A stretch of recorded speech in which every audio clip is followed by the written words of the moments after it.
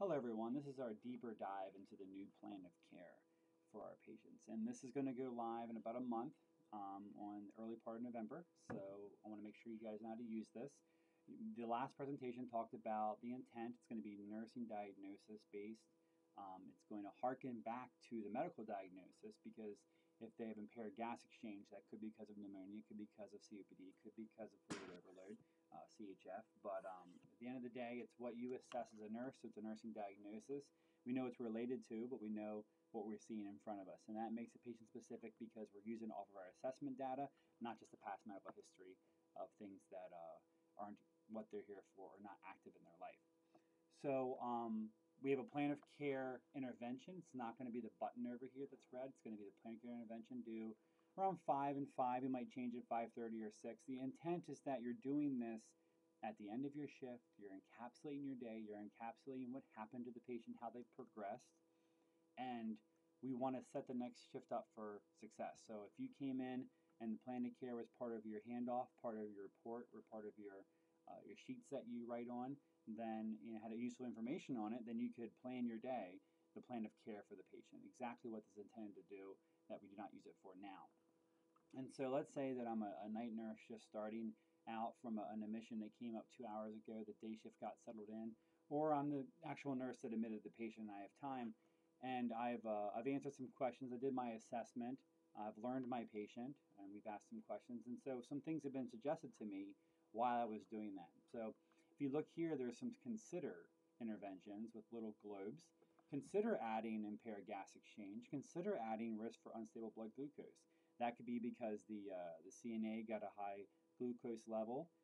It could be because we have them on oxygen that we have the other one suggested to us. But we have some stuff to start us out with. Not everything will be suggested to you, but a lot of things will, and we'll work on a giant list of them. And if you ever in your practice notice that an assessment question could trigger a consider, just let us know because we want to make this as easy for you as possible.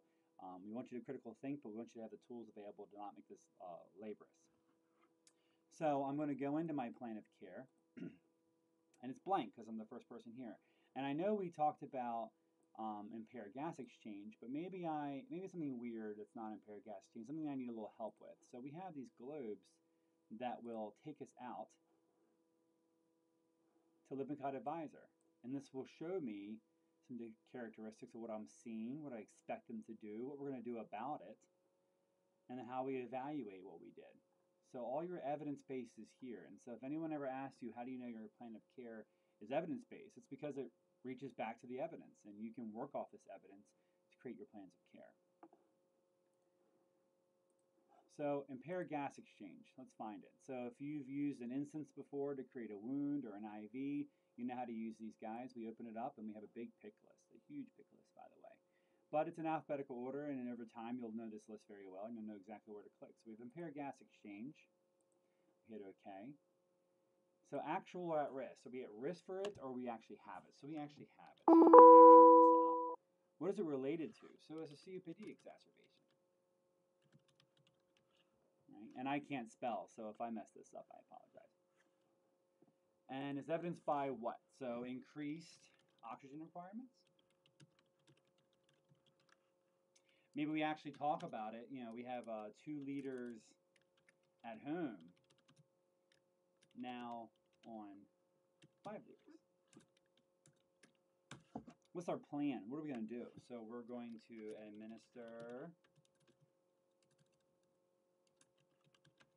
steroids, IV. We're going to assess pulse ox continuously.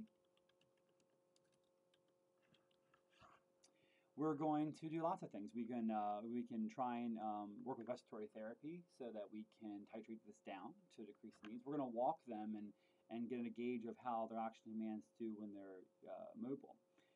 Lots of things you could think of for this patient. But we've made it patient specific because we talked about what they are at home. We've talked about exactly what we did to this patient. This patient was bedbound. It would be a different plan. If the patient was very active and mobile, we would also make a different one as well. The point is that we're talking about our patient and what is going on with them and what we're going to do for specifically them. So our expected outcome is for a patient to be back to baseline 2 liters by discharge. And actually, target time frame is by discharge. We could have said this here. Makes sense, right? Now, the evaluation is for the next nurse, so we'll leave that blank. So we also had some unstable blood glucose, so let's find that one real quick. Here it is right here. All right. Actual at risk. We have actual.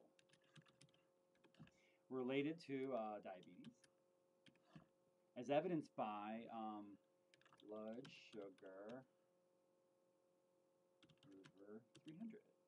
Or we just write exactly what it was. What are we going to do? So we're going to do AccuChecks ACHS. We're going to provide a diabetic diet. We're going to educate the patient. We might find out that they are diet controlled at home, but they're not really controlling it at home. So we can talk about, patient does not want to be insulin dependent.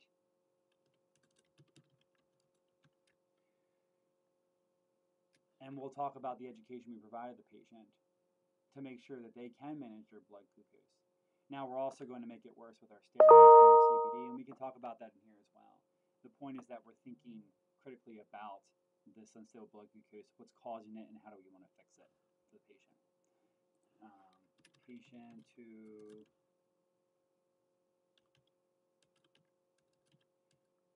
understand the effects of steroids, maybe. Patient's going to have a baseline glucose before discharge. Patient's going to not require insulin on the day of discharge, maybe. Lots of things we can talk about here. And we can talk about by discharge as well. And again, the evaluation is left blank. So I'm kind of done for this patient, for at least the ones we talked about here. The considers is we're marking that we did. So they're just I did it interventions. Did we consider them? It doesn't mean that we actually did them. So sometimes you'll get something that pops up and you're like, not really. It's not a thing. And you're okay to not add it. But the point is you're documenting that you've read this, you've considered it critically for this patient. And they go away. Okay. And if you ever need to find them, you can go to the plan of care and there's a list of interventions. And if you want to find that globe and go back to that, it is there as well. The next nurse, though, will come in here, and in flow sheet mode, they will be looking at what you did, and they can change things. So maybe something's changed in the assessment, but it's not required necessarily. This is kind of a launching pad, but if something does change in the presentation of the patient, we want to remark that using this column here. What we want to do is the evaluation. How's it going with these sugars? And so we can say we're met, but we're ongoing. Maybe they've not needed insulin and they understand, but we're not going to stop checking. We're not going to stop talking about it. So that's why met ongoing exists, because it's the same with falls.